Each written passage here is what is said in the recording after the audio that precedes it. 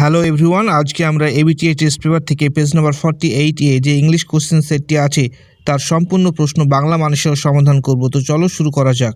প্রথমে তোমাদের সিন থেকে 5টি এমসিকিউ কোশ্চেন থাকবে। প্রথম প্রশ্ন, who taught Claude how to make kites? সঠিক অ্যান্সার হচ্ছে option C, a boy on the island, দ্বীপের একটি ছেলে। Question number 2, what was the kite made of originally? সঠিক অ্যান্সার হচ্ছে option C, a lovely red paper with gold tinsel stars, সোনালি তারাযুক্ত লাল কাগজ। Question number 3, how did the narrator damage the kite? সঠিক অ্যান্সার হচ্ছে option B, by tripping and falling over the rocks, হোঁচট খেয়ে পাথরে পড়ে গিয়ে। Question number 4, what did the children use to repair the kite? সঠিক অ্যান্সার হচ্ছে option C, an old letter from the book case, বইয়ের তাক থেকে পুরনো চিঠি। Question number 5, what did the children write on their kite?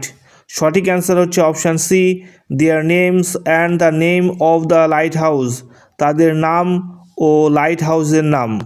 Scene থেকে আমাদের MCQ কোশ্চেনগুলি শেষ হয়ে গেল। এবার আমরা শুরু করব feel in the blanks. First question, every summer on Big Half Moon Island the children had a hobby, and the last summer before Dick and Mimi came they were crazy about. শূন্যস্থানে উত্তর হবে kites. Question number 2, they hurried to fix the kite because.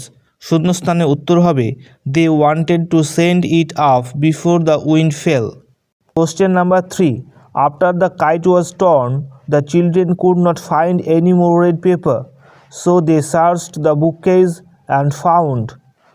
শূন্যস্থানে উত্তর হবে an old letter lying on the bookcase. Fill in the blanks শেষ হয়ে গেল। এবার আমরা শুরু করব true and false. First question, Claude brought the kite with him from the mainland. Claude ঘুড়িটি মূলভূমি থেকে এনেছিল।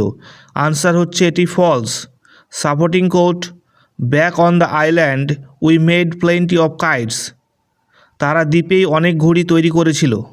Question number 2, the children flew the kite after repairing it with the old letter.